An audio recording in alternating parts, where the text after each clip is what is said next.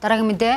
Өмнөд Солонгосын шүүхээс баасан гарагт тус улсын экс-ерөнхийлөгч Юн Сок Ёлыг 2024 оны 12 дугаар сард Пхеньян дээгүүр цэргийн нисгэгчгүй онгоц илгээсэн хэрэгт буруутхан 30 жилийн хорих ял оноолоо гэж Yonhap агентлаг бол мэдээлж байсан. За Сөүл хотын төв дүүргийн шүүх түүнийг эрх мэдлээ уруулан ашигласан болон дайсанд тусалсан гэмт хэрэгт буруутай гэж үзсэн. За 2024 оны 10 дугаар сард болсон нисгэгчгүй онгоцны халдлагыг анхнаас нь хувилдан зохион байгуулсан гэж мэдээллийн агентлаг дурдсан байна. Юн Сок Ёл өөрийгөө гин буруугүй гэж мэдэгджээ. Түүний өмгөөлөгчдийн зүгээс ч түүнийг уг ажиллагааг тушаагаагүй бөгөөд хожимж батлаагүй гэж мэдэгдсэн байдаг.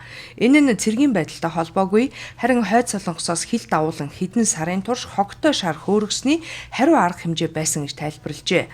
Өнгөрсөн 4-р сард прокурорууд Юн Сок Ёлд 30 жилийн хорих ял төлөвлөд байсан юм а.